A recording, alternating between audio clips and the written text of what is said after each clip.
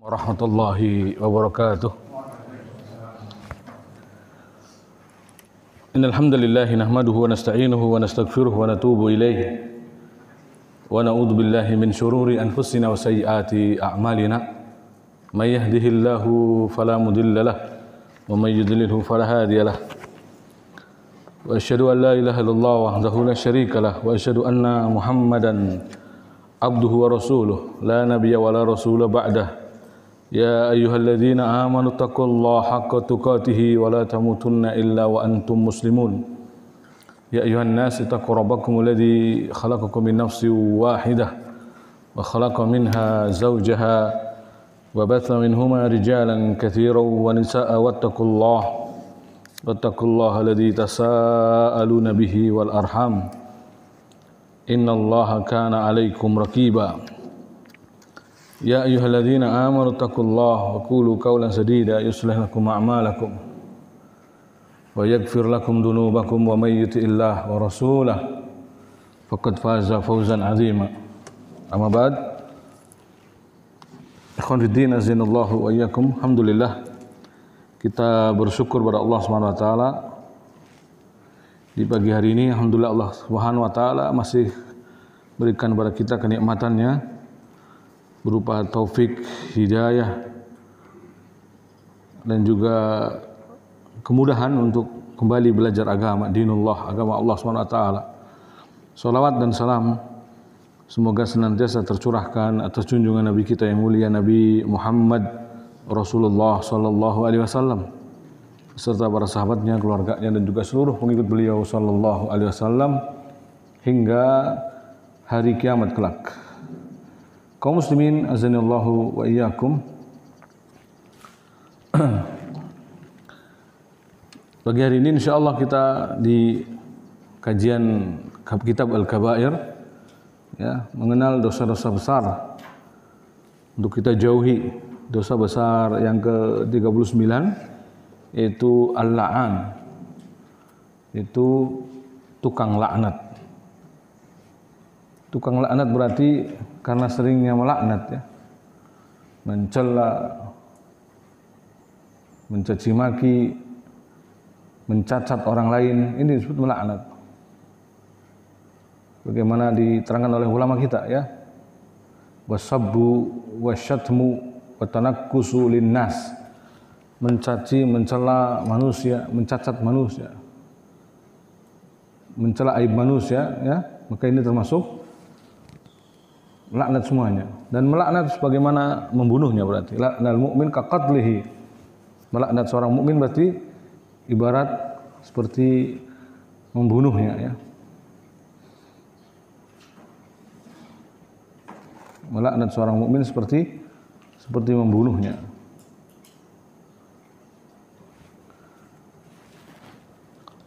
Maka laknat kategorinya dosa besar. Ketika orang melaknat orang lain berarti menjauhkan rahmat Allah. Laknat tardu min rahmatillah. Laknat artinya menjauhkan seorang dari rahmat Allah Subhanahu wa taala.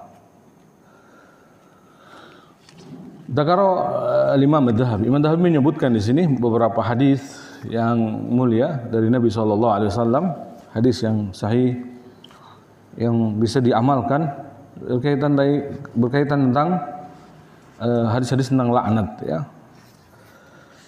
Juga semuanya sabda Nabi SAW disebutkan di sini.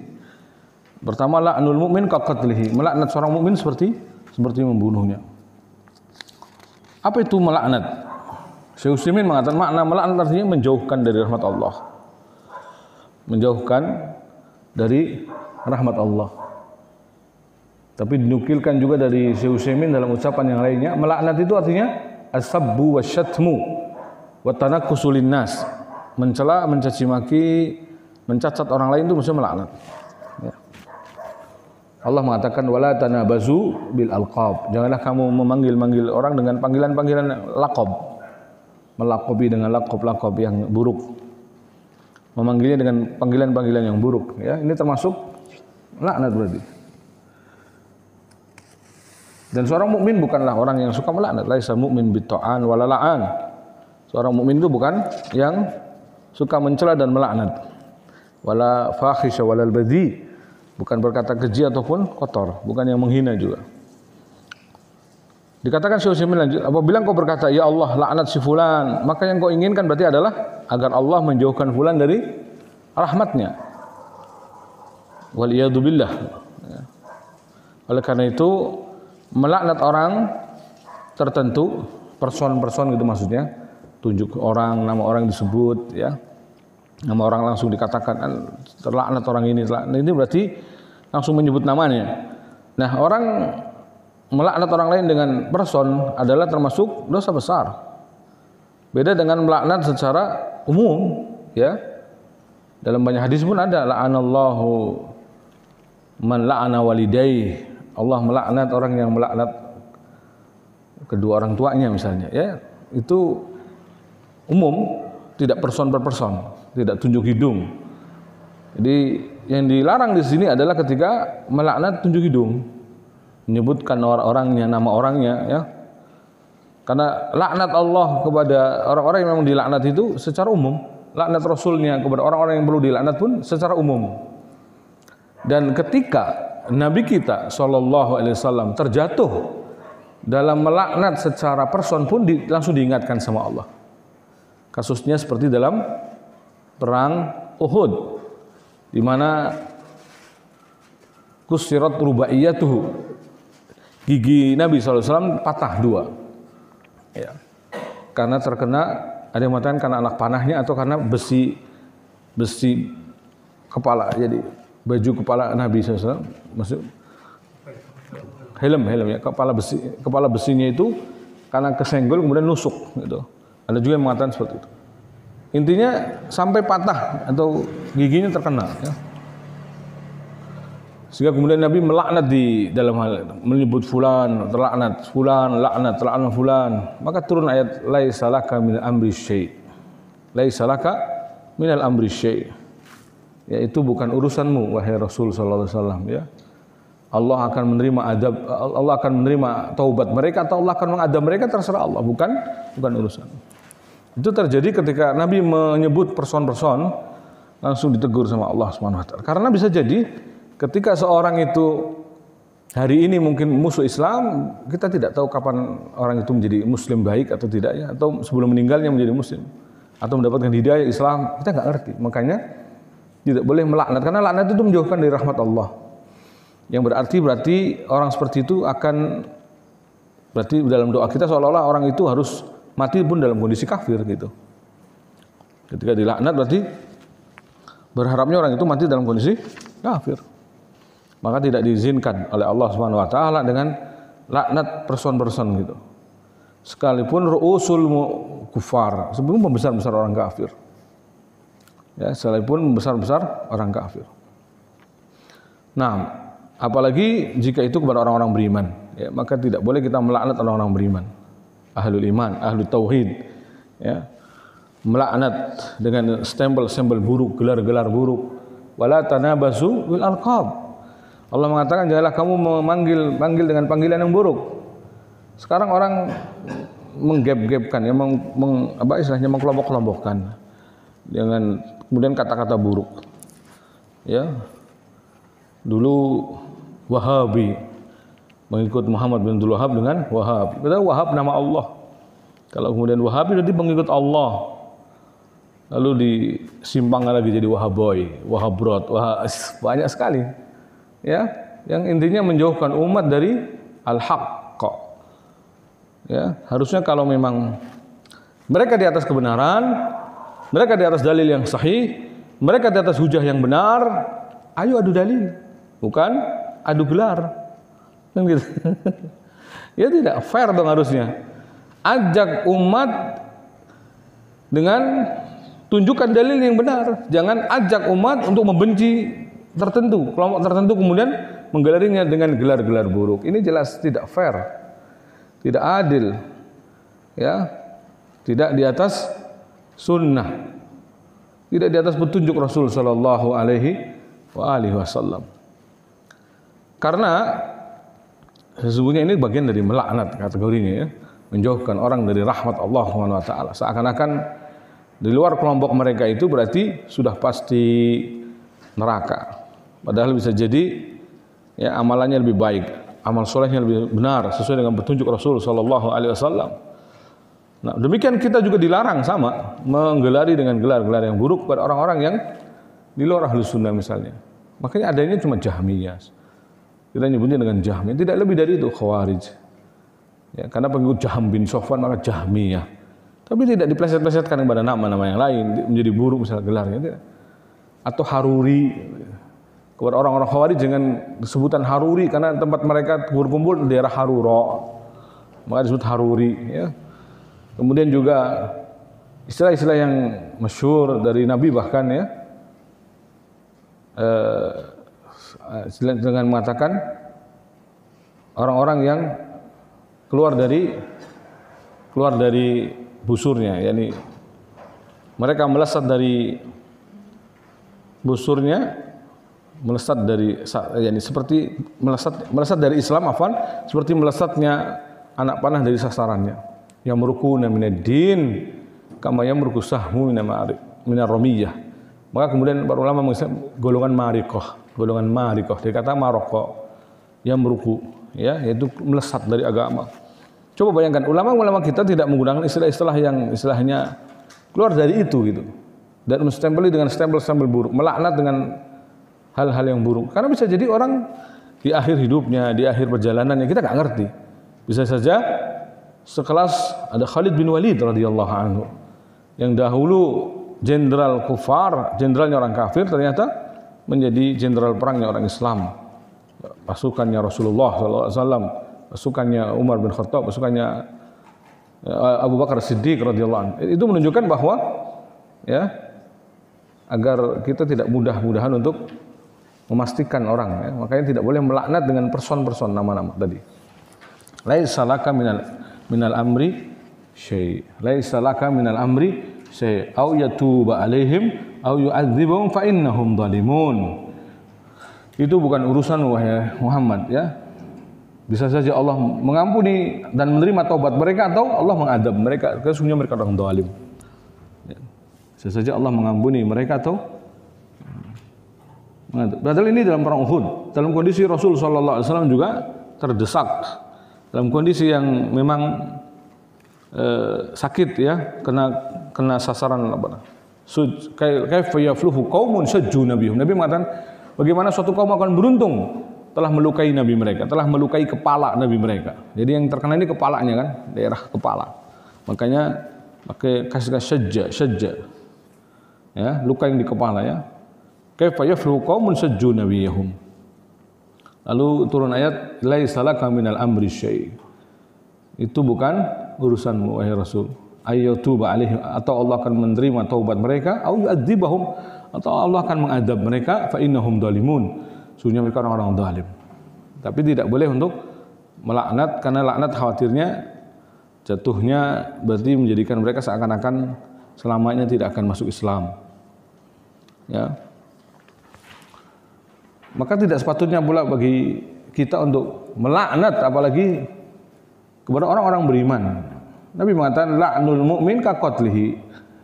Melaknat seorang mukmin berarti bagaikan membunuhnya. Setara dengan seperti membunuhnya ya. Berarti perbuatan apa nih? Kufur asghar. Sibabul muslim fusuq wa qitaluhu kufrun. Mencaci maki seorang muslim adalah kefasikan. Yani melaknat seorang muslim adalah kefasikan. Membunuhnya adalah kekufuran. Qatlihi itu. Bahkan hadis ini lebih dahsyat ya. Melaknat seorang mukmin itu seperti membunuhnya. Berarti bahkan seperti membunuh seorang muslim, yaitu kufur asghar. Kufur asghar. Kufur asghar ini di bawah kufur akbar, tidak sampai menjadikan pelakunya keluar dari Islam, tapi dosa besar. Dosa besar. Lalu dikatakan Syekh Utsaimin, misalkan artinya engkau tidak boleh melaknat orang tertentu dengan kata ya Allah laknat si fulan, atau engkau berkata semoga laknat Allah menimpamu, dan semisalnya sampai kepada orang kafir pun yang masih hidup kita tidak boleh melaknatnya. Sebab ketika Rasulullah SAW berdoa ya Allah laknatlah fulan, ya Allah laknatlah si fulan, dan beliau menentukan nama, maksudnya menyebut nama fulan disebut namanya oleh Nabi, maka Allah pun menurunkan ayatnya kepada beliau sallallahu alaihi wasallam sebagai teguran. Laisa laka minal amri syai' au yatuba alaihim au yu'adzibahum fa innahum zalimun. Tidak ada sedikit pun campur tanganmu dalam urusan mereka itu wahai Rasulullah. Atau Allah menerima taubat mereka, atau Allah akan mengadab mereka. Terserah Allah, karena sesungguhnya mereka itu orang-orang zalim. Jadi ada 3 di sini kan? Ada 2 pilihannya. Allah menerima taubat mereka atau Allah akan mengadab mereka gitu. Jadi terserah Allah. Nah, ini hak Allah Subhanahu wa taala. Hak kita mendakwai, hak kita menerangkan ilmu, hak kita menyampaikan kebenaran.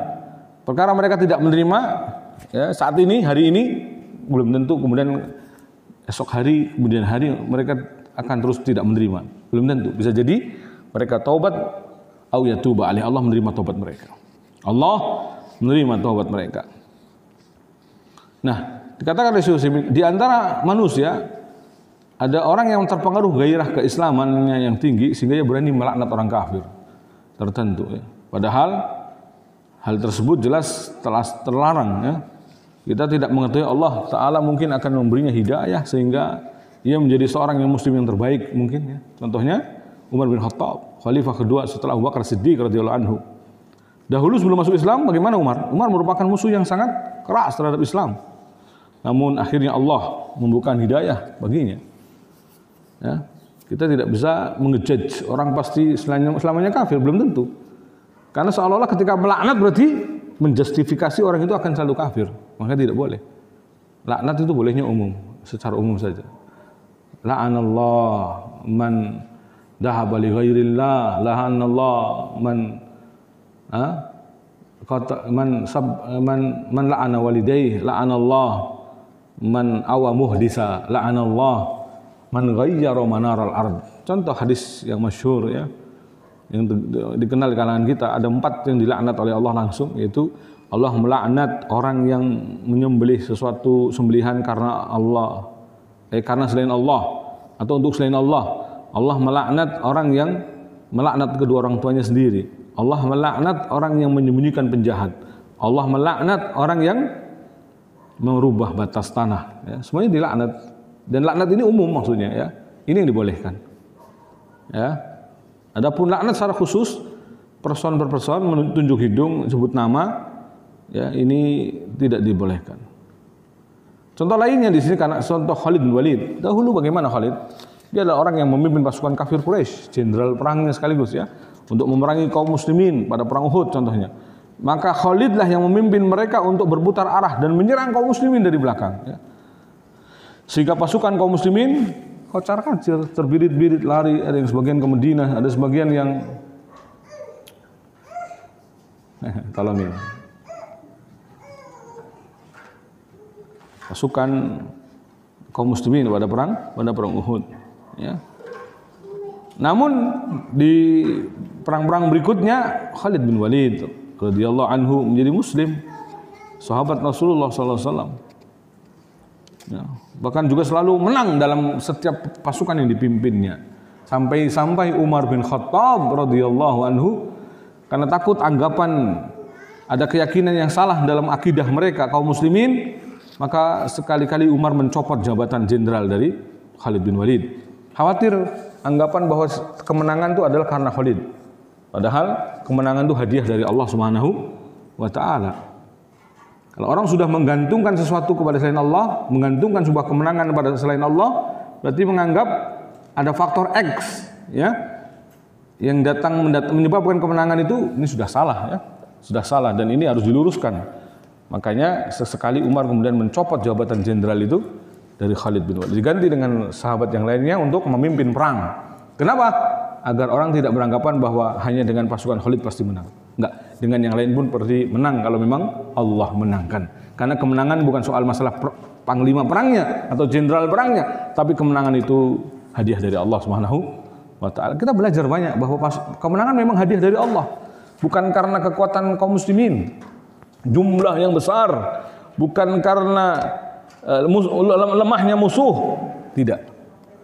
Tapi kemenangan itu adalah murni hadiah dari Allah Subhanahu wa taala. Lihatlah dalam perang Hunain, kita diingatkan dalam firman Allah Subhanahu wa taala surat Taubah, wa yauma hunain id a'jabatkum kasratukum falam tugni ankum syai'a. Dan ingatlah perang Hunain. Kalian merasa bangga, congkak dengan banyaknya jumlah kalian, namun jumlah yang banyak itu tidak bermanfaat bagi kalian. Jadi kemenangan itu bukan soal angka. Kemenangan itu bukan soal kekuatan, tapi kemenangan itu hadiah dari Allah Subhanahu wa taala. Bagaimana akan diberikan hadiah kemenangan itu? Kalau kita bertakwa.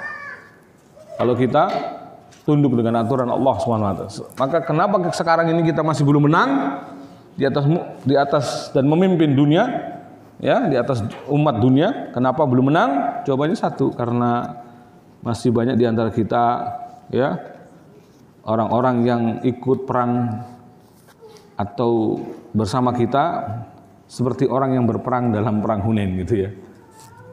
Ingat nggak perang Hunain itu? Hadisnya apa? Hadis apa? Abu Waqid Al-Laitsi, yang orang minta bikinkan sama pohon yang sama seperti pohonnya orang musyrik untuk menggantungkan senjata. Itu perang Hunain. Terjadi di perang Hunain, Pak.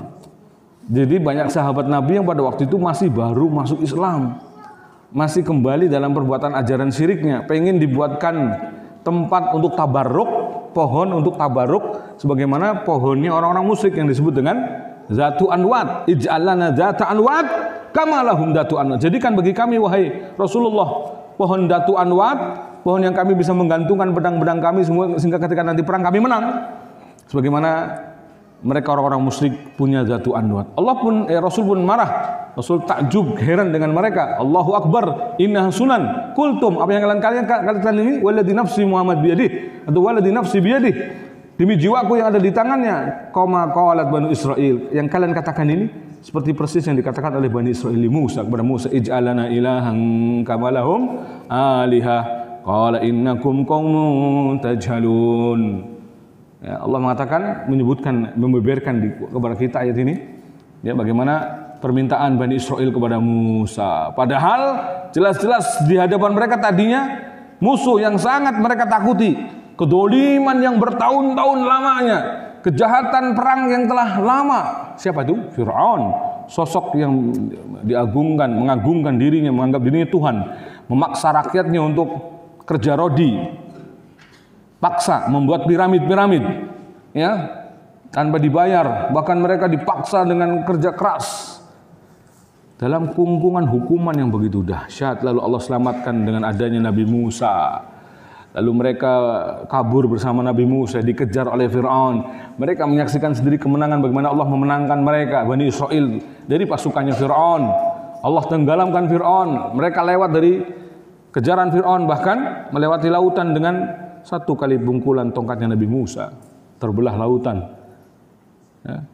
Bahkan disebutkan sebagian ulama tafsir mengatakan terbelah menjadi 12 belahan, karena masing-masing kabilah Bani Israil akan berjalan di jalannya masing-masing.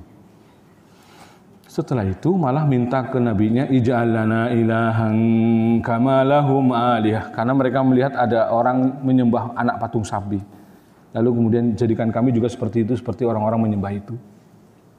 Qala innakum qaumun tajhalun. Apa kata Nabi Musa? Sesungguhnya kalian orang-orang bodoh. Aneh, ya.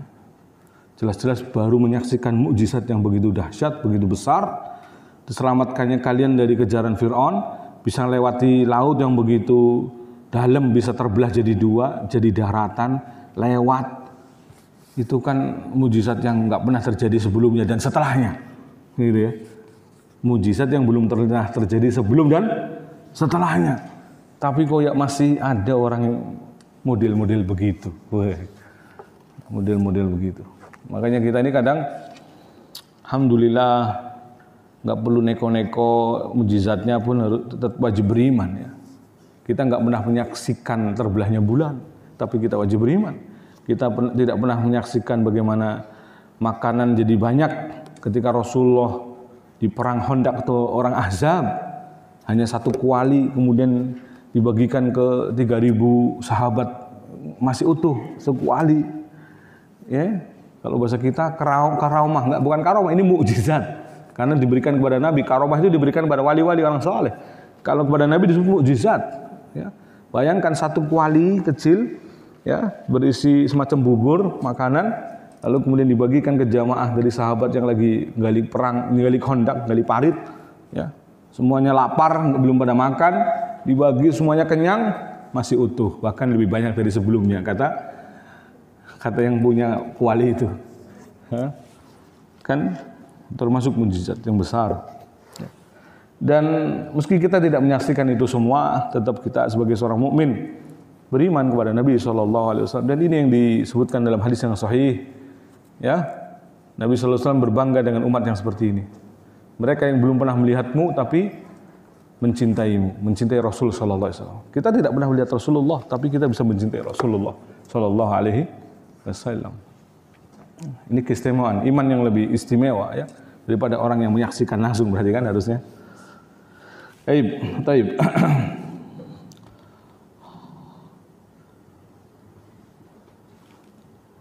Jadi kita tidak mengetahui akhir dari kesudahan seorang, ya.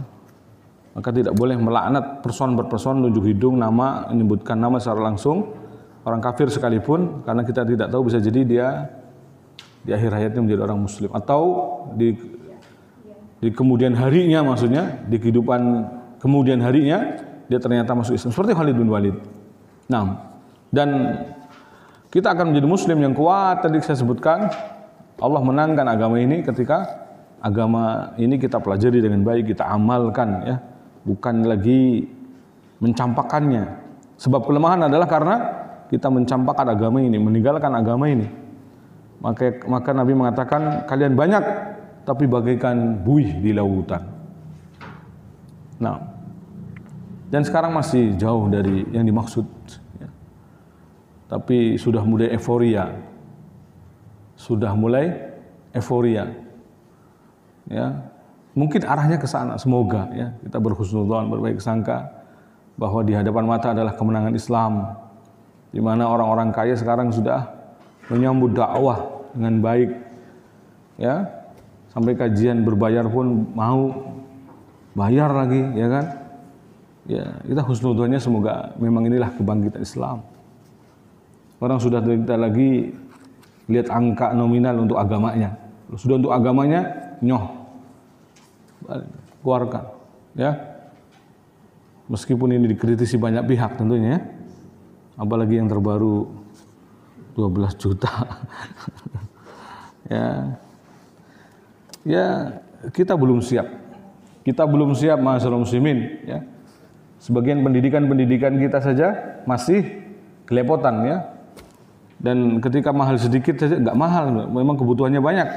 Kebutuhan bayar ustadz, kebutuhan ini, kebutuhan itu, ya. Tapi ketika masuk pesantren orang banyak ngeluh, ya.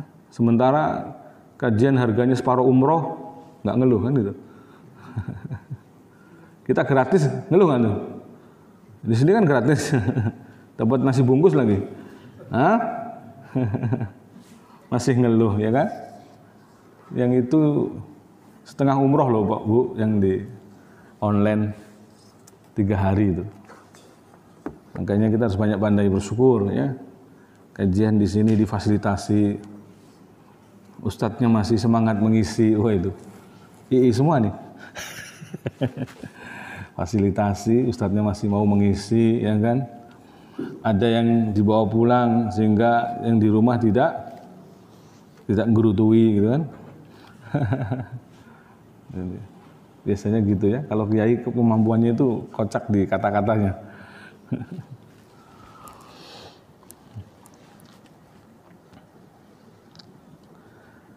Kemenangan demi kemenangan dalam pasukan Khalid ketika beliau sudah masuk Islam menunjukkan bahwa keislaman beliau sangat baik, gitu, ya. Sangat bermanfaat bagi Islam. Tapi ketika mulai timbul perasaan atau penafsiran dari para sahabat bahwa kemenangan itu karena ada Khalid, kemenangan itu karena ada sahabat yang mulia ini tangguh dalam siasat perangnya dan seterusnya, maka ini khawatir jatuh pada bersandar kepada selain Allah. Akidah mulai terkikis. Maka Umar mengganti jenderal perang yang lain bahwa kemenangan itu hadiah dari Allah. Kemenangan itu bukan semata-mata karena pemimpinnya, tapi kemenangan itu karena hadiah dari Allah Subhanahu wa ta'ala. Ketika Allah memang menghendaki menang, maka pasti menang siapapun jenderal perangnya, gitu, ya. Maka diganti oleh Umar dengan jenderal perang yang lainnya. Begitu juga ada Ikrimah di sini, Abu Jahal. Dia padahal putra dari Abu Jahal, yang dulunya juga kafir, tapi beliau kemudian masuk Islam. Ya, makanya antum tidak boleh juga kalau orang sudah meninggal itu kemudian dimaki-maki. Sekalipun Abu Jahal ya, dalam membawakan juga harus lihat-lihat, karena sekarang keturunan Abu Jahal juga muslim-muslim. Karena keturunan Ikrimah ke bawah berarti kan muslim, ya. Yang berarti orang Arab juga banyak keturunannya. Abu Jahal bisa jadi, ya. Tapi bukan berarti persis kayak Abu Jahal, yang tidak. Mereka juga muslim sekarang. Bagus Islamnya, rajin bersedekah dan seterusnya. Bahkan dermawan. Oke. Ikrimah bin Abu Jahal dan para sahabat senior lainnya yang dahulu sangat membenci Islam, kemudian akhirnya menjadi sahabat Rasulullah sallallahu alaihi wasallam. Itulah sebabnya Allah berfirman, "Laisa laka minal amri syai'." Tak ada sedikit pun campur tanganmu, itu bukan urusanmu wahai Rasul. Au yatuba alaihim, karena bisa jadi atau Allah akan menerima taubat mereka. Au yu'adzibahum, atau Allah akan mengadab mereka melalui tangan-tanganmu. Kayak ini ketika perang, melalui senjata-senjata kita, ya. Fa innahum dzalimun, karena sebenarnya mereka itu orang-orang zalim. Tapi melaknatnya kemudian menstempelnya pasti tidak mungkin beriman, pasti neraka, itu adalah kesalahan, tidak boleh, ya. Nah, sedangkan apalagi di sini, apabila ada seorang yang meninggal dunia dan kita mengetahui persis bahwa orang tersebut telah meninggal dunia dalam kekafiran, maka kita tidak diperkenankan melaknatnya. Tidak diperkenankan meskipun meninggalnya dalam kondisi kafir.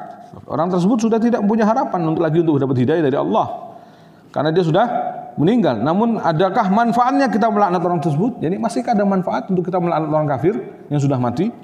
Ya, bahkan bisa jadi ucapan laknat itu masuk dalam teguran sabda Rasul sallallahu alaihi wasallam. Nabi mengatakan, la tasubbu al amwat. Janganlah kalian mencaci maki, mencela orang yang sudah meninggal. Fa innahum afdau ila ma qaddamu. Karena sungguhnya mereka telah mendapatkan apa yang telah mereka usahakan. Ya.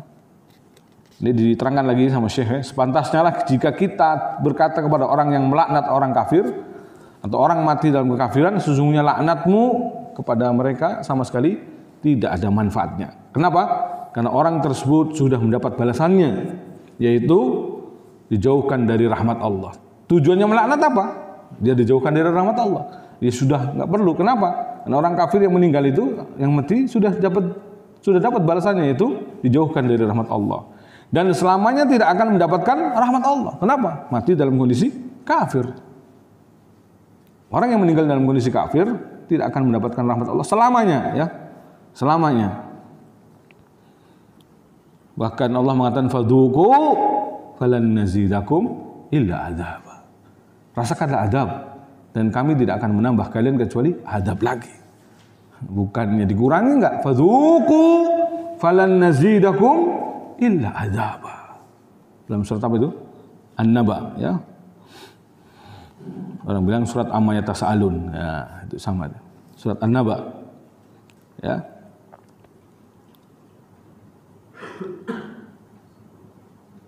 Bahkan bukan hanya dijauhkan dari rahmat Allah selama-lamanya, bahkan dia sudah menjadi penghuni neraka, masuk dalam neraka dan kekal di dalamnya. Ngapain dilaknat, ya? Tidak perlu. Demikian pula tidak sepatutnya engkau melaknat hewan ternak. Ini yang dilarang, termasuk melaknat hewan ternak seperti sapi, unta, atau keledai. Ada hadis-hadis yang berkenaan dengan hukum melaknat hewan, ya, dan akan dibahas pada babnya akan datang, kata Syekh, insyaallah. Tapi di buku ini dibahas, di kitab ini dibahas, ya. Insyaallah kita nanti sebutkan.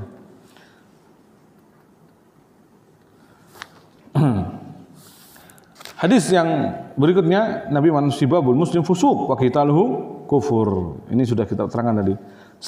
Mencaci maki seorang muslim adalah kefasikan dan membunuhnya adalah kufur. Apa kufur yang dimaksud? Kufur asghar. Jadi kufur asghar bukan hanya kufur nikmat.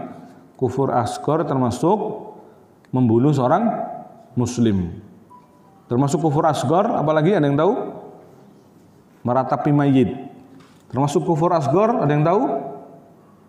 Seorang anak membenci bapaknya. Baru dengar ya? Seorang anak membenci bapaknya, itu kufur asghar. Nabi SAW mengatakan, la targhabu an abaikum, jangan kalian membenci bapak-bapak kalian. Man yarghab an abihi fahuwa kufrun, faqad kafar. Barang siapa yang membenci bapaknya, berarti dia telah kafir. Maksudnya kafir apa di sini? Asghar. Ya, hadis sahih. Seberapapun jahat bapaknya, seberapapun dibuangnya, misalnya gitu.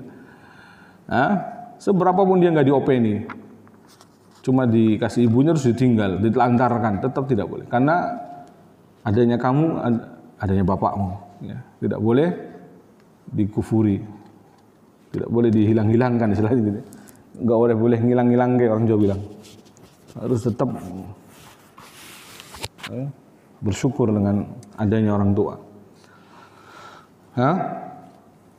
Maka Nabi mengatakan, la targhabu an abaikum, jangan kalian membenci bapak-bapak kalian. Man yarghab an abih, barang siapa membenci bapaknya, faqad kafar, maka dia telah kufur. Kufur asghar maksudnya. Termasuk kufur asghar mencela nasab. Ya. Nabi bersabda, isnani fi min ummati huma fil jahiliyah. Ya. Atau dua perkara ada pada umatku dan duanya adalah jahiliyah, yaitu at-ta'nu fi nasab wa niyahah, mencela nasab dan meratapi mayit. Nah, itu termasuk kufur asghar. Kemudian hadis berikutnya Nabi la yakunu la'anu syufa'a wala syuhada yaumil qiyamah. Orang-orang yang suka melaknat, di antara hukumannya Allah jadikan mereka tidak akan memberi syafaat dan tidak pula menjadi saksi di hari kiamat. Orang-orang yang suka melaknat, tukang laknat itu maksudnya suka melaknat ya, berarti memang dominan dia suka melaknat. Kalau sesekali kemudian bertaubat, istighfar, ya, semoga dijauhi sejauh-jauhnya, tidak lagi mengulang, tentu berbeda dengan orang yang nggak tobat-tobat, ya, lagi-lagi melaknat orang lain, berharap orang itu tidak mendapatkan surga, berharap orang itu dijauhkan dari rahmat Allah Subhanahu wa taala, bahkan disebut nama-namanya seperti yang saya katakan tadi. Bahkan mencaci maki, mencela dan melaknat juga orang-orang mati, orang sudah meninggal. Melaknat pula hewan-hewan. Ini berarti memang tukang laknat ini. Kerjaannya memang tidak ada kecuali melaknat, ya. Maka yang seperti ini di antara hukumannya Nabi mengatakan orang yang suka melaknat tidak akan menjadi memberi syafaat dan wala syuhada yaumil qiyamah, dan tidak akan bisa menjadi saksi di hari kiamat. Hadis riwayat Muslim. Ya. Dan seorang mukmin itu adalah orang yang jujur kata-katanya, baik ucapannya, indah perangainya, indah ucapannya, ya, bukan suka melaknat, mencela nasab atau mencela orang lain, kata-katanya keji dan kotor. Ini jauh dari gambaran seorang mukmin. Tutur katanya santun, lembut, ya, indah. Dia ibarat menebar wangi, aroma wangi, ya, tidak menebar aroma busuk. Itu orang mukmin. Layan bagi li siddiq, Nabi mengatakan, layan bagi li siddiq an yakuna la'anan. Tidak pantas bagi orang yang jujur menjadi orang yang suka melaknat. Orang yang jujur justru harusnya menjaga perangainya, karena kejujuran itu sangat tinggi nilainya dalam Islam, ya. Kalau sekali tidak jujur, dua kali tidak jujur, tiga kali kadzab, disebut dengan pendusta. Maka perangai yang hadir juga berbarengan dengan orang yang jujur, siddiq, yang ahli jujur istilahnya, ya, yang senantiasa menjaga kejujurannya, berarti karakter yang harus bersamanya juga adalah dia tidak suka melaknat. Ya. Nabi juga mengatakan laisal mu'min bit-ta'an walal la'an walal fahish walal badi. Orang mukmin bukan pencela, bukan pelaknat, bukan pelaku perbuatan keji, bukan pula yang badi, ya. Perbuatan keji, fahish itu maksud kata-kata yang seronok. Fahish. Ya. Kata-kata yang mengandung porno. Ya, ini yang bisa disebut kadang bully itu ada dua, bully non verbal dan dengan verbal. Nih, bully dengan verbal ini termasuk ketika membuli dengan cara kata-kata, ya, dengan melaknatnya, dengan mencela, ini termasuk dilarang dalam Islam. Karena mukmin itu bukan ta'an wala la'an. Tanamkan kepada anak-anak kita, ya, sifat hadis ini. Seorang mukmin itu bukan yang suka mencela, seorang mukmin itu bukan suka melaknat, agar dia menjauhi membuli. Karena membuli itu adalah sebenarnya kejahatan verbal, kata-kata terkadang. Kadang tidak sampai fisik, tapi kadang kata-kata sudah menyakitkan. Ada orang sampai kadang bunuh diri gara-gara dicaci maki sama teman-temannya. Dia introvert, tambah, makin di akhirnya bunuh diri. Auzubillah. Jangan sampai menjadi sebabnya, menjadi penyebab ya, seorang jauh dari rahmat Allah sesungguhnya. Ya. Karena ketika orang melaknat itu sebenarnya menjauhkan rahmat Allah. Makanya laknat itu entah kembali, maksudnya benar-benar terjadi kepada orang yang dilaknat atau kembali kepada yang mengucapkan. Nanti ada hadisnya insyaallah setelah ini ya. Laisal mu'min bitta'an wala la'an wala fahish wala badzi. Nah. Tapi kalau sesekali menerangkan dalam bab fikih misalkan ya, yang memang harus gambarannya jelas, agak sedikit seronok, ya memang harus diterangkan. Dalam Islam tidak tabu seperti ini. Menerangkan tentang apa itu dimaksud jima, apa itu dimaksud, akan diterangkan mungkin dengan terang apa yang disebut dengan zina, ya. Bagaimana sampai kategori zina itu bagaimana. Mungkin kedengarannya agak seronok, tetapi terkadang harus diterangkan agar orang paham. Ya. Dan itu bukan termasuk yang fahish tadi, kata-kata yang sengaja mengandung keji dan kotor atau berbau porno, ya tidak. Tapi dalam rangka ta'limun nas, mengajarkan kebaikan kepada manusia agar menjauhinya. Hadis yang berikutnya, innal abda idza la'ana syai'an sa'idatil la'natu ila sama. Sesungguhnya seorang hamba apabila melaknat, hadis itu keterangannya belum disebutkan sahih tidaknya. Di catatan kakinya tidak ada sahih tidaknya.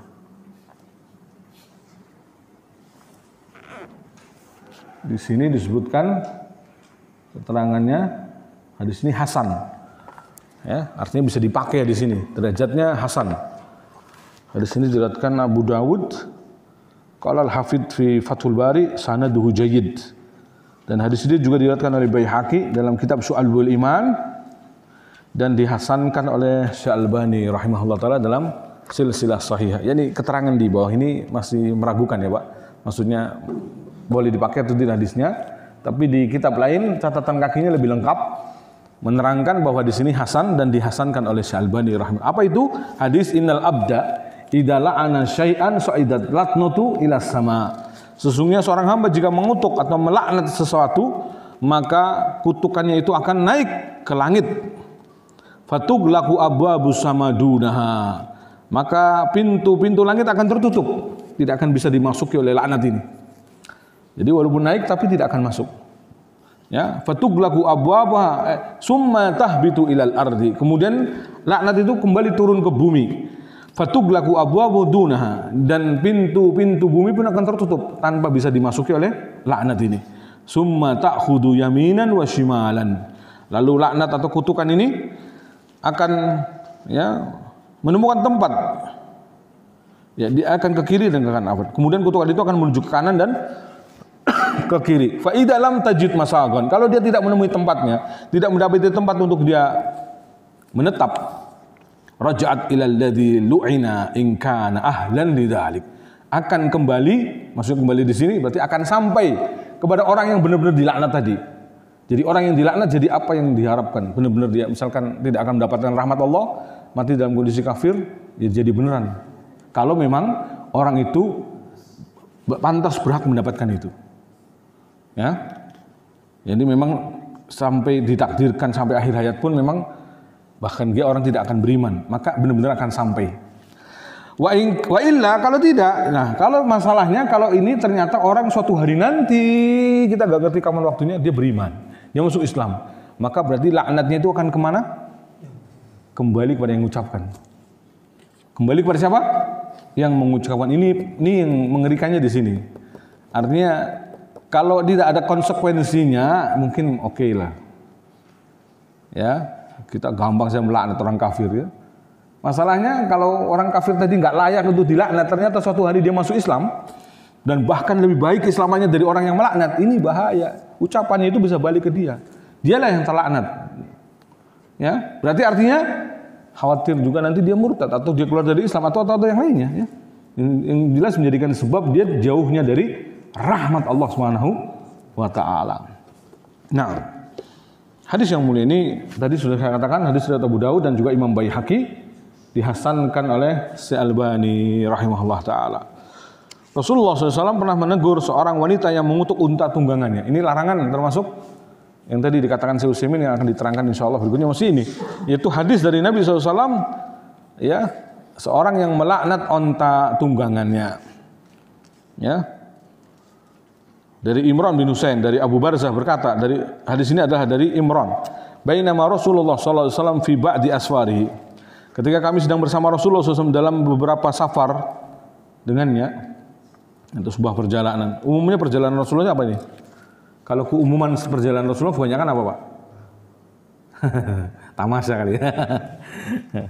Orang mikir sekarang jalan tuh ngiri jalan-jalan.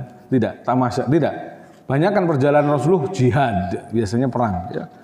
Meskipun tidak semuanya, tapi kebanyakan keumumannya karena seumur hidup Nabi, sisanya setelah hijrah ke Madinah itu kebanyakan adalah jihad. Kebanyakan adalah jihad. Nah, kami pernah bersama Rasulullah SAW dalam sebuah perjalanan, wa mra'atun minal ansor ala naqatin, dan ketika itu ada seorang wanita dari Ansar yang menunggangi seekor unta. Fadujirat, ternyata untanya tiba-tiba ngamuk. Untanya ya ini nggak bisa diatur gitu, pokoknya kemana, ke kanan ke kiri.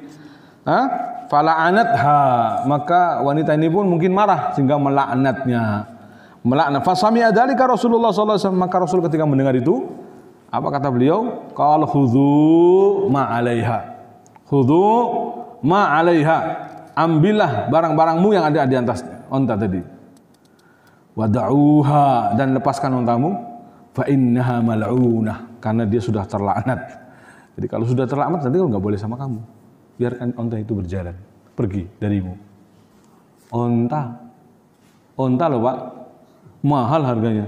Disuruh lepas sama Nabi SAW. Kalau hewan yang kita miliki lalu kita laknat, itu harus dilepas.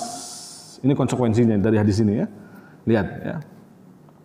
Imran lalu berkata, aku lihat unta tersebut berjalan di tengah-tengah manusia dan tak seorang pun memperdulikannya. Gak berani.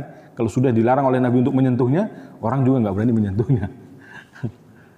Kalau apalagi Nabi mengembel-embeli tadi di akhir, fa innaha mal'unah. Unta tadi sudah terlaknat, maka gak boleh disentuh. Kamu melaknatnya kan? Unta tadi sudah terlaknat. Ya, maka tidak boleh disentuh. Ini juga mirip dengan secara tidak langsung ya dengan tempat-tempat yang dilaknat sama Allah Subhanahu wa taala karena hukuman yang ada di dalamnya. Ketika Nabi melewati Madain ya. Madain Saleh. Kaumnya Samud apa sahabat? Kaum Samud. Al-Ula ya. Itu para sahabat meskipun lagi haus dalam perang Tabuk itu kan ya ini perjalanan jauh, terik matahari sangat dahsyat. Mereka kehausan. Di situ ada sumber mata air yang jernih. Nabi melarang meminumnya. Kan itu tempat dilaknat. Tempat dilaknat tidak boleh disentuh. Nabi membolehkan cuma satu, yaitu ketika sambil melewatinya sambil menangisi. Jadi para ulama sebagian mengambil istinbat hukum kesimpulan bahwa orang boleh wisata ke Madain Saleh atau Al-Ula kecuali satu syaratnya, yaitu harus sambil nangis. Bukan gembira selfie. Ya, tidak begitu. Jadi sambil menangis. Kenapa? Ini tempat dulunya diadab, dilaknat sama Allah Subhanahu wa taala. Penghuninya mati semua loh. Penghuninya tanpa terkecuali mati semua. Mereka mati di rumah-rumah mereka. Ya. Mereka mati bukan karena apa gitu. Suaranya menggelegar langsung mati semua dari rumah-rumah mereka. Di rumah-rumah mereka yang mereka banggakan, rumah yang mereka banggakan ternyata tidak bisa menyelamatkan mereka dari adab Allah. Nah ini bahayanya ujub dengan tempat tinggal juga tidak boleh, ujub dengan kendaraan tidak boleh, ujub dengan apapun tidak boleh.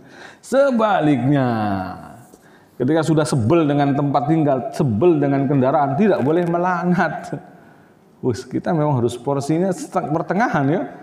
Nggak boleh merasa bangga dengan apa yang kita miliki, nggak boleh terlalu benci juga dengan apa yang kita miliki, karena hakikatnya wa ma bikum min nikmatin fa minallah.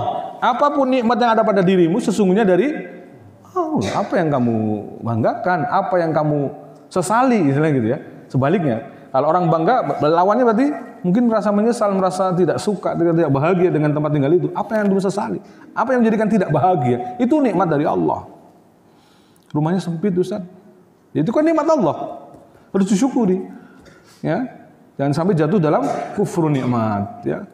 Lain syakartum lazidannakum, walain kafartum inna azabi lasyadid. Ingat, adabku pedih kepada orang-orang yang kufur nikmat. Itu adab Allah pedih. Harus banyak belajar makanya dari kaum-kaum yang terdahulu. Padahal mereka kadang kalau dipikir-pikir dosanya enggak seperti sebanyak umat ini Muhammad SAW. Ini umat yang marhumah, ya. Marhumah itu yang disayang. Kalau bahasa sekarangnya mungkin trennya yang dimanja gitu ya. Umat yang dimanja ini. Adabnya nggak di akhirat, adabnya di dunia. Karena umat ini umat yang dimanja. Sehingga adabnya saja di dunia. Tertusuk duri, keceplus paku, kejeglong. Tahu kejeglong, Pak? Terjerembab. Masuk dalam lubang, kecemplung, sedih, gundah gulana. Umat ini siksanya itu di dunia. Di akhirat tinggal bahagia. Ya. Nabi mengatakan inna hadil ummatul marhumah. Sungguh umatku ini inna hadi ummati ummatil marhumah, umat yang disayang oleh Allah, yang dirahmati Allah. Adabuha fid dunya. Adabnya cuma di dunia. Nah, tentu kita tidak memahami hadis ini letterlek gitu ya. Karena juga banyak menopang hadis-hadis lain bahwa ada juga yang mungkin akan diadab di akhirat, ya. Itu termasuk dosa-dosa besar. Apa fungsinya dosa besar kalau tidak diadab di akhirat? Ya, karena dosa besar itu adanya ancaman, diancam dengan siksa kubur, siksa neraka, ya. Dan apa yang dimaksud dengan jahanamiyun? Kalau hadis tadi kemudian secara otomatis tidak mungkin masuk ada yang neraka misalkan, tidak mungkin ya. Karena apa? Karena juga ada hadis jahanamiyun, yaitu para penghuni jahanam terlama. Ya. Antum kalau di komplek perumahan terlama gitu kan masih mending gitu Pak. Ini komplek jahanam terlama Pak. Ya namanya jahanamiyun makanya. Menghuni perumahan Permata Surya terlama, makanya disebut permata. Permatayun. Ya. Nah ini permasalahannya penghuni jahanam terlama, makanya disebut jahanamiyun. Kayak apa? Apa nikmatnya menghuni jahanam? Ya. Siksa yang paling pedih itu jahanam kan? Nauzubillah, nas'alul afiyah wassalamah, nas'alullahal mu'afah. Kita lihat hadis-hadis penjelasan dari Syekh Utsaimin sebelum melanjutkan hadis terakhir ya. Karena keterangan beliau ada menyambung langsung dengan ini.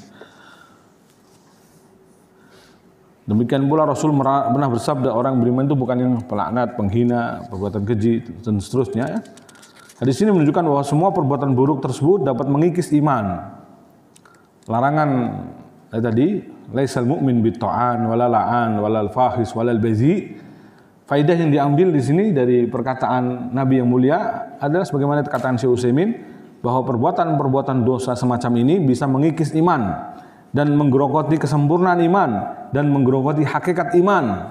Ada 3 disebutkan di sini, mengikis iman, menggerogoti kesempurnaan iman dan hakikat iman dari orang yang beriman tadi.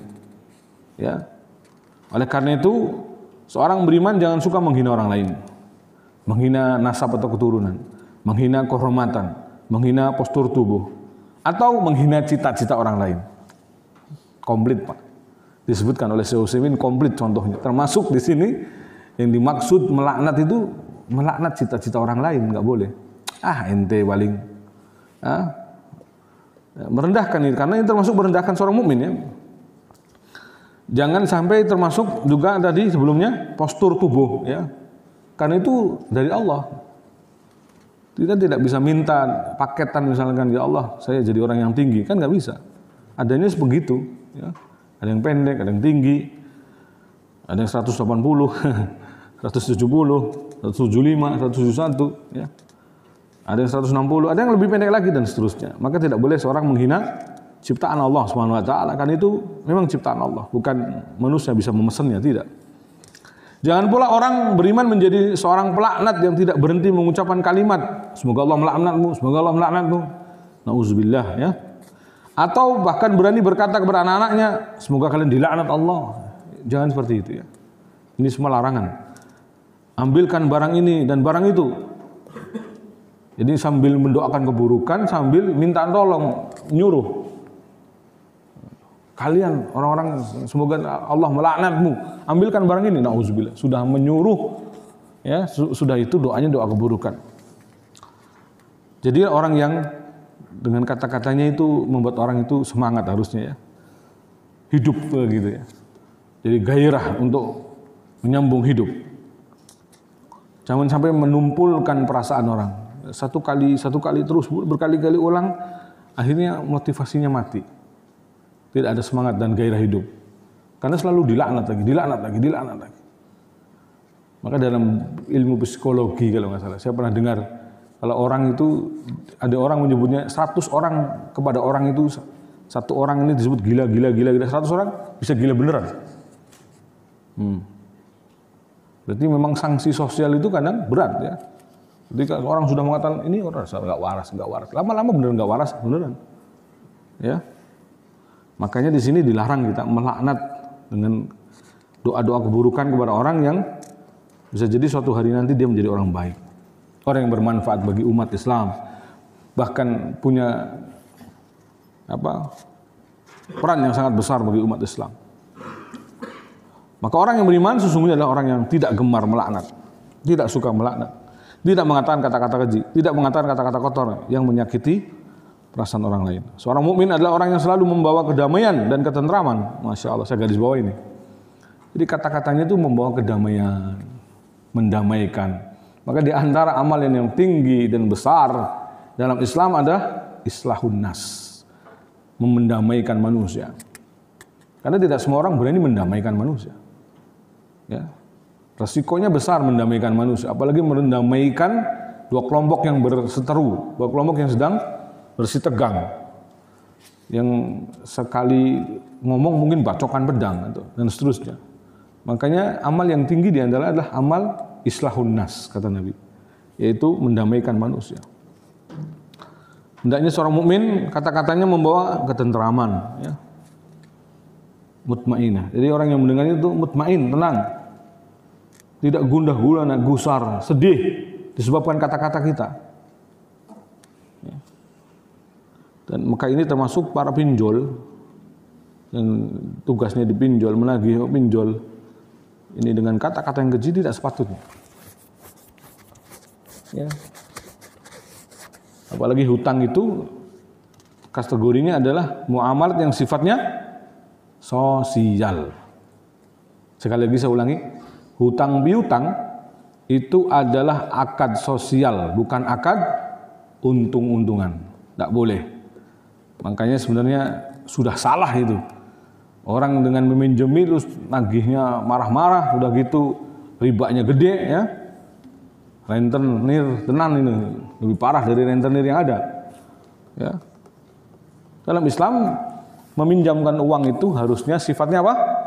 Sosial, bukan mengambil keuntungan. Ya, ini malah memberatkan kaum muslimin, menyakiti, bahkan berapa banyak yang bunuh diri dengan sebab kata-katanya begitu keji. Seolah-olah sudah nggak ada tempat untuk dia hidup, karena akan ditelanjangi, KTP-nya, apanya semuanya sudah dikantongi oleh mereka, lalu siap untuk ditelanjangi melalui online. Dan kadang orang-orang dengan kata-kata seperti itu sudah ketakutan masalahnya, harusnya jangan ya, nggak perlu. Kalau memang dia terjatuh seperti itu, bisa dimusyawarahkan oleh keluarganya, diselesaikan bersama, lalu tutup, tidak boleh buka lagi, sudah. Pinjamlah kepada orang-orang yang keluarganya masih dekat, yang baik ya. Dan jadilah seorang muslim yang memang bertanggung jawab. Kalau memang pinjam ya wajib bayar, wajib ganti. Jangan kemudian menunda-nundanya. Beli ke warung ini ngutang, ke warung itu bayar. Nah, ini yang kadang kondisinya memang kadang menyebalkan juga ya. Sebagian orang begitu. Dia dibelanja di warung A selalu ngutang. Giliran ada duit belanjanya warung B. Padahal bayar. Nah, ini tidak baik. Mendingan kesini lagi tetap ke A, terus bilang saja ini bayar kali ini, tapi utang masih ya, karena masih belum ada duit. Jujur-jujuran mending lebih baik daripada menyakiti kayak gini perasaan ya. Giliran bayan ada duit aja belinya ke sana. Kalau nggak ada duit ke sita, ngutang deh, kasbon. Nah, ini hindari ya. Dan ini yang sebenarnya menjadikan lemah ekonomi kaum muslimin akhirnya. Kita bisa ke toko-toko yang seperti itu dengan bayar tetap jujur, tetap ini. Kenapa ke toko-toko kaum muslimin malah kita matikan dengan cara dihutangi terus sampai mati dia. Sampai nggak kuat untuk belanja lagi. Nah ini tidak benar. Ya. Sementara ke apa sih Pak istilahnya toko-toko apa namanya? Ya minimarket itu malah kita kadang berani dan seperti itu. Ya, apakah kaum muslimin perlu harus menggunakan sistem minimarket? Seharusnya begitu. Kalau idealnya pakai mesin register itu ya, yang bayarannya semuanya ada di tik. Jadi yang dibeli dibayar, kalau enggak ya nggak bisa ya. Nah, hal lain yang harus diperhatikan adalah hal yang dijelaskan di dalam hadis tentang laknat. Apabila seorang melaknat orang lain atau sebuah benda tertentu, maka laknat tersebut akan naik ke langit. Hadis tadi yang sudah disebutkan. Dan akan tapi pintu-pintu langit pertama tertutup dan tidak mau menerimanya. Kemudian laknat turun ke bumi dan ternyata pintu-pintunya pun tertutup, tidak mau menerimanya. Kemudian laknat tersebut bergerak ke kiri kanan mencari tempat. Karena tidak menemukan tempat, akhirnya laknat tersebut kembali ke orang yang melaknat. Apabila tersebut memang pantas untuk mendapatkan laknat, maka yakni maksudnya orang yang dilaknat harusnya. Akhirnya laknat tersebut kembali pada orang yang harusnya yang dilaknat dulu yang dilaknat. Karena orang tersebut memang pantas untuk mendapatkan laknat, maka laknat itu akan menimpanya. Namun, jika tidak pantas menerimanya, maka laknat itu akan kembali pada yang mengucapkannya. Ini baru benar. Salah menerjemahkan ini. Harusnya yang pertama, laknat itu kembali ke mana? Yang dituding, yang dilaknat. Ya betul nggak?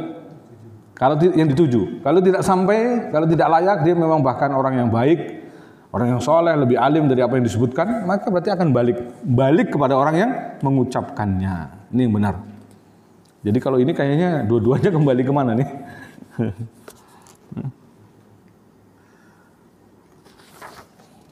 Kembali yang melaknat, kan salah kan? Harusnya kembali ke yang dilaknat yang pertama. Baru kemudian yang kedua kembali yang melaknat itu sendiri. Yang mengucapkan berarti yang melaknat kan? Nah, ini kurang ngeh nih. Menerjemahkan tapi kurang ngeh. Jadi kalau bacanya kurang ngeh kayak gini bisa-bisa kita salah dalam menjelaskan. Padahal hadisnya maksudnya yang pertama itu memang akan benar-benar menuju pada yang dilaknat.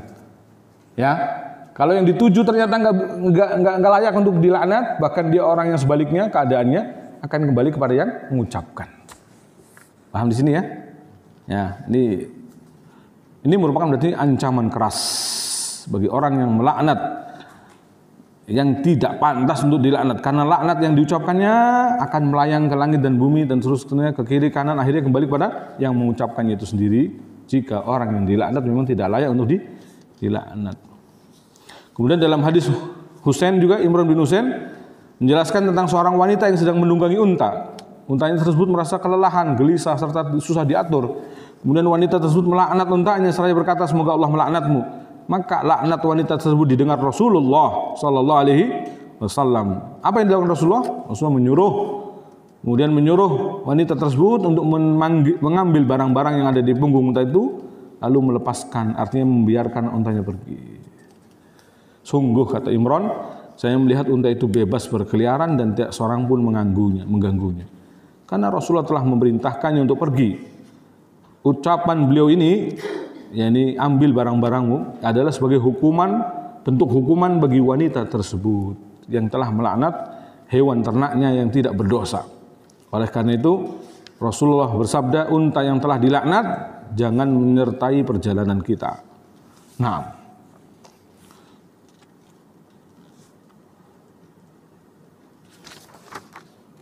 kalau punyanya onta mahal Pak. Kalau antum punya Pajero-nya dilaknat ya. Suruh ngelepas Pak. Hati-hati ya, hati-hati.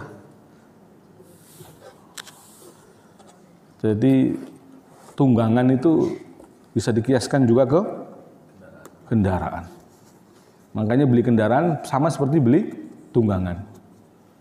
Didoain juga harus, ya. Makanya kalau kita pegangi kadang nggak mau nurut, ya kadang kendaraan juga kadang sama. Meskipun dia tidak punya nyawa, tapi kadang juga susah diatur. Mungkin karena ball jointnya rusak atau stabilizernya rusak, makanya dia gini-gini. Maka minta harus dibengkelkan. Bagaimana antum punya barang yang dimiliki untuk dijaga, sama piaraan atau bentuknya mobil juga harus dijaga, dirawat. Ya. Jadi rawat sebagaimana merawat milik tunggangan kita, ya, kita memiliki hewan yang kita miliki sama. Jadi mereka juga benda mati yang secara tidak langsung makhluk juga, makhluknya Allah Subhanahu wa taala yang telah Allah tundukkan untuk kita. Maka istilah kuda besi ya masuk juga ya. Kuda besi. Memang dia sebenarnya hakikatnya kuda ya, tapi besi. Jemaah sekalian yang dirahmati Allah Subhanahu wa taala, hadis terakhir yang dikatakan oleh Imam Dhahabi apa? Dari Ibnu Luhai'ah dari Abul Aswad, dari Yahya bin An-Nadar, dari Abu Hurairah bahwa Nabi sallallahu alaihi wasallam bersabda, "Inna arbar riba istitalatal mar'i fi irdi akhihil muslim." Sesungguhnya sebesar-besar dosa riba adalah mencemarkan atau pencemaran terhadap kehormatan saudara semuslim. Ini riba yang paling manis. Riba yang paling manis kalau bahasa lainnya nih. Riba yang paling manis itu adalah mencacat kehormatan muslim. Kenapa paling manis? Mudah diucapkan. Ya, disebut riba karena dia mudah diucapkan, ya, tapi sebenarnya adalah mengganggu kehormatan seorang muslim, menyakiti seorang muslim. Ya. Arbar riba, riba yang paling besar dosanya, ya, yaitu mencacat kehormatan seorang muslim. Ya. Karena seorang muslim kalau dicacat sudah seperti dibunuh, dia sudah mati sudah. Seperti yang saya katakan tadi, kalau orang-orang pinjol itu lagi menagih itu sudah kayak orang menelanjangi, membunuhnya bahkan. La'nul mu'min kaqatlihi. Nabi mengatakan melaknat seorang mukmin seperti membunuhnya. Benar-benar membunuhnya dia. Habis sudah ditelanjangi, dibeginikan, seolah-olah dia sudah nggak punya muka lagi, sudah nggak layak untuk hidup. Makanya dia kadang banyak sampai milih bunuh diri. Padahal dalam Islam bunuh diri juga dilarang. Termasuk dosa besar, ya, dilarang. Bukan hal yang terbaik untuk mengakhiri hidup dengan cara begitu. Padahal hidup masih layak untuknya. Ya. Allah Subhanahu wa taala masih memberikan nikmat hidup, harusnya disyukuri dengan banyak amal saleh, banyak ibadah, banyak mendekat diri kepada Allah. Banyak taqarrub kepada Allah Subhanahu wa taala. Mungkin dengan banyak amal saleh, banyak bertakwa, Allah beri rezeki dari cara yang lain, bisa menutup hutang-hutangnya, kan begitu. Jangan berputus asa dari rahmat Allah Subhanahu wa taala. Dunia itu sangat ringan, dunia itu sangat remeh, dunia itu sangat hina di hadapan Allah. Kenapa kita harus mati hanya karena dunia? Waduh, bahasanya terlalu sadis nih. Tapi memang begitu, aneh bin ajaib kalau ada orang sampai mati-matian mengejar dunia atau bisa mengorbankan nyawa demi dunianya, menghilangkan nyawa dirinya demi dunia. Nauzubillah, ya. Jangan sampai hal seperti itu terjadi. Karena apa? Karena di mata Islam, di mata ajaran Islam, di mata pandangan Allah Subhanahu wa taala bahwa dunia itu hina. Law kanatid dunya ta'dilu janaha ba'udah, masakallah kafiran surbatan ma. Andaikan dunia setara dengan sayap seekor nyamuk, itu seandainya, ya, berarti enggak setara. Ya enggak setara, itu andaikan setara. Berarti dunia itu sangat hina, sangat ringan, lebih ringan dari sayap seekor nyamuk. Andaikan setara, niscaya Allah tidak akan memberi minum orang kafir meski seteguk pun. Tapi karena dia sangat ringan, sangat hina, lebih hina dari sayap nyamuk, maka Allah masih memberikan minum pada orang-orang kafir. Mesti bisa memberikan waktu untuk mereka, tenggang waktu yang sangat panjang untuk mereka taubat, tapi tak taubat juga. Memberi waktu untuk mereka, membiarkan mereka dalam kesesatan, membiarkan mereka berfoya-foya, ya. Menunjukkan bahwa dunia tidak ada nilai di sisi Allah, bahkan lebih hina dari bangkai, ya. Ketika Umar bin Khattab melewati pembuangan sampah, ya, mengatakan inilah dunia kalian yang kalian kumpulkan, ya, akan berakhir di sini. Di dunia yang kalian kumpulkan akan berakhir di sini, dibuang juga nanti. Ya. Masya Allah. Maka seorang mukmin memang harus zuhud, wara, berusaha untuk zuhud. Tidak mesti harus alim baru zuhud, semampu dia zuhud. Zuhud itu meninggalkan yang nggak penting untuk akhirat kita. Ya. Kalau sudah 40 ke atas ya, masih main game, nggak wajar ya. Kalau memang masih drakor, kalau nggak bisa dikurangi ya. Kalau nggak bisa ditinggalkan totalitas dikurangi total sampai pelan-pelan sampai kemudian itu. Saya nggak drakor, saya dracin, ya sami mawon. Mau drakor, mau dracin sama saja. Ya. Suka dengan update status orang, ya, lihat-lihat. Ibu-ibu tidak bagus seperti itu. Nanti emosinya nggak bisa diatur ya. Lihat orang beli mobil baru, ya kalau nggak ya hasad. Kalau hasad bahaya. Atau nanti abinya suruh kerja keras biar beli mobil. Ini malah stres suaminya kan. Ya. Dikurangi. Kata Ustaz Firanda, jangan lihat status, banyak lihat status orang. Itu kalau pengen bahagia. Ya. Maksudnya yang ibu-ibu ya. Kalau laki-laki bisa memanage. Oh ya sudah, memang dia sukses. Ya Pak ya. Kalau ibu-ibu khawatirnya kebawa emosinya. Ya, lalu mendorong suaminya untuk bisa membelinya. Ini khawatirnya akhirnya korup suaminya. Nauzubillah min dzalik. Kalau sudah korup masuk penjara, siapa yang rugi? Semuanya. Dipikir baik-baik ya. Jangan sampai jatuh dalam perbuatan yang nista. Nah, kita semua berusaha untuk menjauhi dosa-dosa besar, khususnya bab yang kita sedang bahas itu melaknat. Karena apalagi dosa lisan ya, menjadikan seorang kadang sedikit saja melukai hati seorang mukmin. Hati-hati ya. Apalagi kalau sudah sampai melaknat, berarti membunuhnya. Melaknatnya berarti membunuhnya. Nauzubillah min dzalik.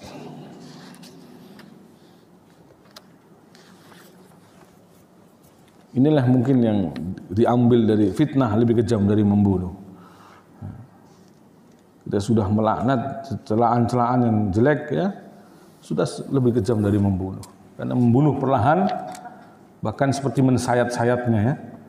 Membunuh tapi dimutilasi sebelum mati. Wah ini melaknat itu seperti itu, memutilasi sebelum mati. Tersakiti pelan-pelan sampai akhirnya orangnya meninggal. Nauzubillah. Ingat semua ucapan ada balasannya ya. Dan Allah Maliki Yaumiddin. Kita membacanya minimal 17 kali dalam sholat ya. Allah itu yang merajai hari pembalasan. Hari pembalasan kapan? Hari kiamat. Kalau kita beriman dengan Maliki Yaumiddin, bahwa Allah yang merajai hari pembalasan, akan ada hari pembalasan, maka siapkan amal kita untuk berjumpa dengan Maliki Yaumiddin yang merajai hari pembalasan. Di saat itu akan dibalas semua amal, yang baik dibalas kebaikan, yang buruk dibalas keburukan. Demikian mungkin ada yang ditanyakan, tafadhal.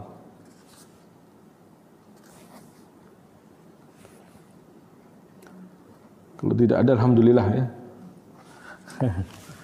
Mau melanjutkan perjalanan agak jauh nih ke Cikarang soalnya. Tapi mungkin tidak ada, kita cukupkan naktafi bi hadzal qadar. Subhanakallahumma bihamdik asyhadu an la ilaha illa anta astaghfiruka wa atubu ilaik. Wassalamualaikum warahmatullahi wabarakatuh.